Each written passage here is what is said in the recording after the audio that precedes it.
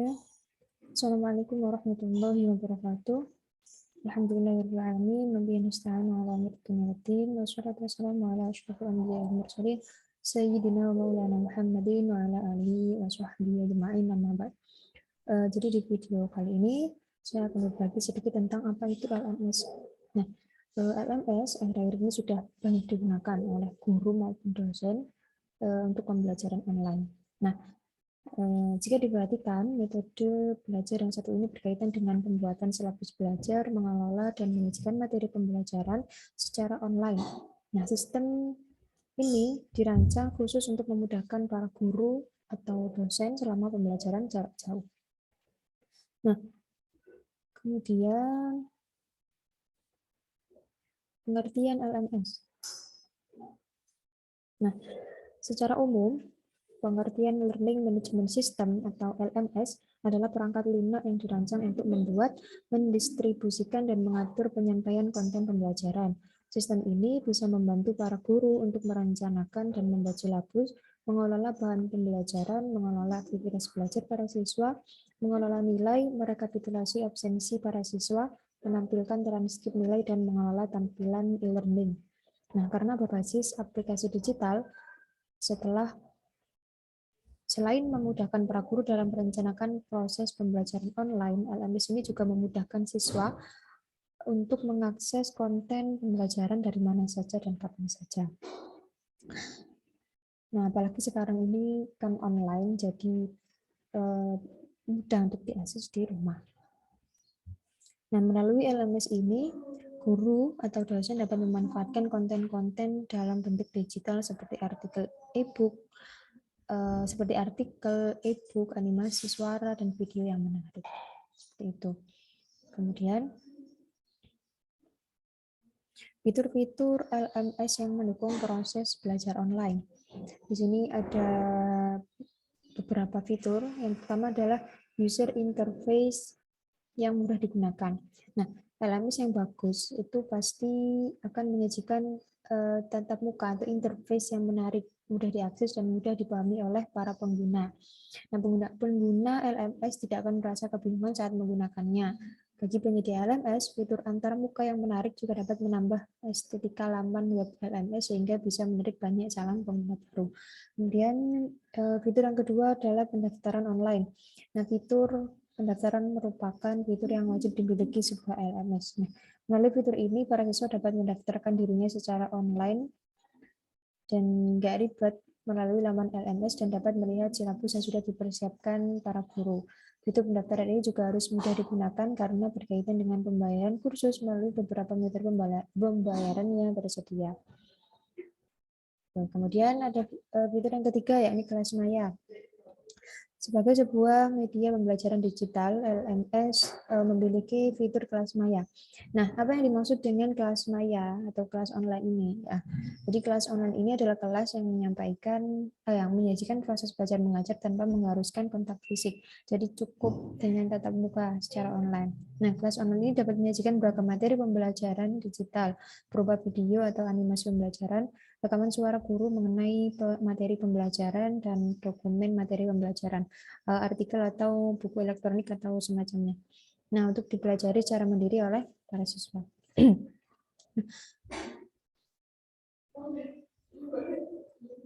Kemudian sebagai platform untuk belajar secara online, nah baiknya LMS yang bagus itu harus memiliki fitur video conference yang dapat digunakan untuk para siswa belajar online tatap muka jarak jauh bersama guru. Jadi meskipun jauh, tetap bisa tatap muka meskipun secara online. Seperti itu. Tetap bisa berkomunikasi secara langsung seperti itu. Kemudian kuis dan ujian offline. Nah, contoh LMS yang bagus juga menyediakan fitur kuis dan ujian online agar para guru dapat melakukan evaluasi untuk para siswanya. Nah, fitur ini harus mendukung kebutuhan Bapak Ibu guru atau para dosen dalam membuat soal hingga melakukan pendistribusian soal kepada siswa. Seperti itu. Kemudian ada ruang diskusi. Nah, fitur ini cukup penting untuk mendukung perkembangan belajar para siswa. Jadi melalui fitur ini, para guru dapat melakukan sesi diskusi yang lebih mendalam mengenai materi pelajaran yang sudah dipelajari oleh para siswa. Jadi kalau materi yang telah diberikan oleh para guru itu bisa didiskusikan. Jadi di sini ada feedback dari siswanya. Seperti itu. Jadi pembelajaran tidak hanya dilakukan satu arah. Seperti itu. Kemudian ada laporan. Nah, penyedia LMS tentu menyematkan fitur laporan yang dapat memudahkan guru untuk melacak perkembangan para siswanya. Nah, fitur ini juga berguna untuk mengecek absensi para siswa, kemudian juga intensitas para siswa dalam mengakses materi pembelajaran, rajin atau tidaknya siswa, seperti itu. Kemudian monitoring pekerjaan tugas, dan rekap jawaban kuis dan ujian para siswa. Kemudian lanjut ke kelebihan LMS. Nah, beberapa kelebihan dari LMS adalah yang pertama, biaya untuk menggunakan LMS lebih murah dibanding proses pembelajaran tatap muka. Kemudian mempermudah guru untuk mengumpulkan dan menganalisis data hasil belajar siswa dengan waktu yang lebih singkat. Kemudian juga mempermudah guru untuk mencari dan mengatur materi pembelajaran untuk siswa. Waktu pembelajaran jadi lebih efisien karena pelajaran online dapat diakses di mana saja dan kapan saja, bahkan di rumah. Seperti itu. Kemudian metode pembelajaran LMS yang menggunakan beberapa teknologi informasi berupa gambar, suara, animasi, video, dan teks membuat materi pembelajaran lebih mudah dipahami dan tidak membosankan. Nah, jadi di sini guru bisa menambahkan video-video, link video dari YouTube. Jadi materi bisa didapatkan melalui video di YouTube seperti itu. Kemudian mendorong siswa untuk melakukan pembelajaran mandiri. Konten pembelajaran untuk siswa dapat terdokumentasi dengan baik. Kemudian memudahkan interaksi antara guru dan murid dengan adanya fitur obrolan dan grup diskusi. Juga video conference. Kemudian alternatif pembelajaran online selama pandemi COVID-19.